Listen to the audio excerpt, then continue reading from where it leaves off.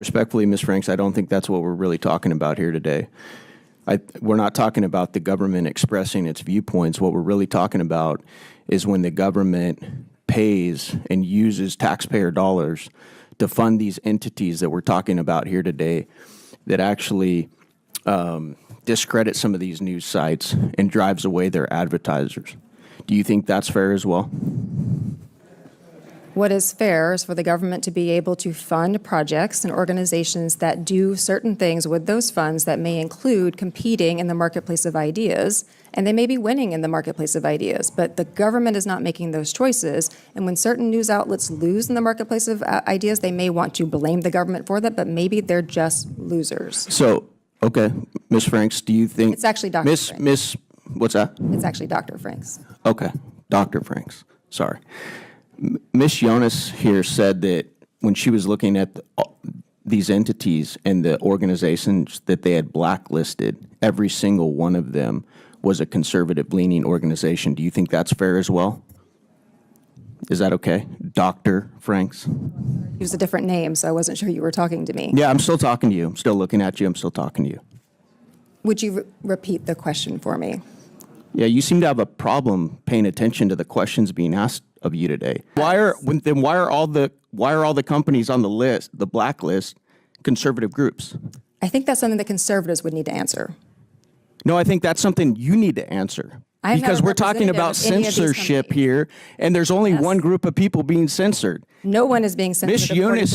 Miss Eunice here admitted that she's not even a Republican. She leans left. Yet she's telling us that all of the companies on the blacklist are conservative groups. How do you square that, Doctor? I don't have to square that because, as I said, the focus— I know, because you don't have to make any sense, do you? May I answer the question? Yeah, go ahead. Y'all know that right-wingers in this country love them some free speech, but so long as it suits them and nobody else. Free speech for me, but not for you, mother. The First Amendment has certain principles and certain rules. People may not like them. People may disagree with them.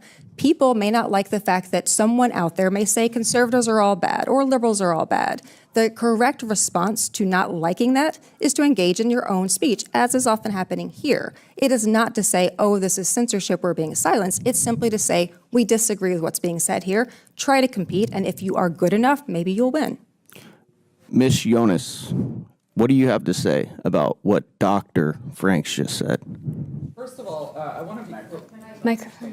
I want to be clear that this wasn't just about NewsGuard and GDI. The government was funding hundreds, at least 300 tools and technologies that were designed to censor speech. Some of them weren't even pretending to censor foreign disinformation, quote unquote disinformation. Of course, that's a subjective term.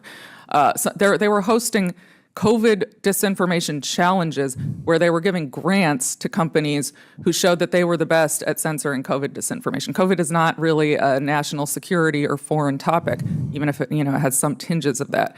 So this was about the government using its authority. The government can't use its authority, can't use its power, and can't use its money in order to censor views it doesn't like. It's the government, yes, it has a right to censor. To express its own views, but not to use those views to censor. That's where it stops. And the court expressly said that in Vulo recently, actually. Mr. Weingarten, I'm going to allow you to comment on this exchange. I just say briefly, we've heard a robust defense of the government's purported right to speak, which, as we've established, really looks like a right to censor. And the censors portrayed as the victims here, but American speech en masse has been censored by this censorship industrial complex on a slew of issues that expressly reflect protected political speech. And if a stop isn't put to it, we're going to lose this right in toto. Competition is not censorship. Counterspeech is not censorship. Research is not censorship. Providing information to businesses about other businesses is not censorship.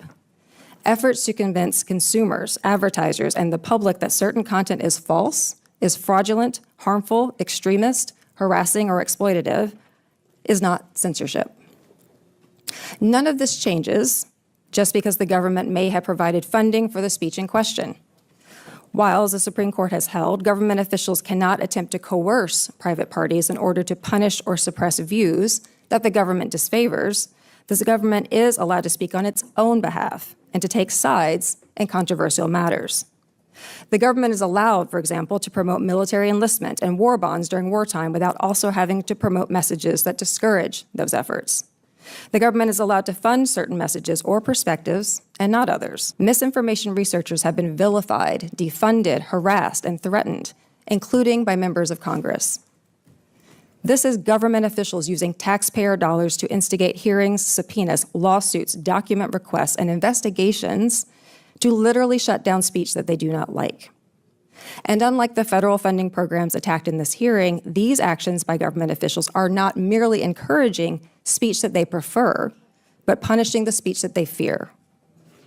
These efforts have been chillingly effective. It was announced recently that the Stanford Internet Observatory, a cross-disciplinary program that provided in-depth analyses of social media's role in child exploitation and the spread of false information about elections and vaccines, may be shutting down amid the political and legal attacks that have, as the Washington Post says, have cost a pall on efforts to study online misinformation, attacks that have included lawsuits, document requests, threats of physical harm, including the targeting of student volunteers. This is what censorship looks like. Government-led efforts to directly suppress disfavored speech as well as to leverage third parties to assist in those efforts. Like my entire life, I'm 32 years old, and like my whole life, the Republican Party has just gotten progressively dumber and dumber. I remember, Newt Gingrich, him doing his thing, starting off the "we will never compromise," all that BS.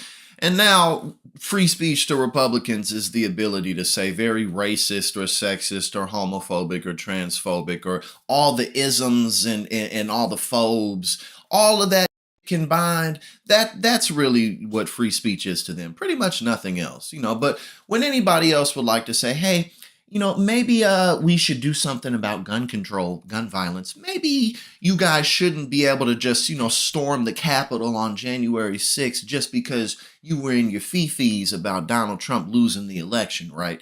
No. We got to shut that down. We got to burn your books. We got to ban porn. We got to do all of those things. But no. If we want to call you the N-word just because we're, adult children, that's free speech to me.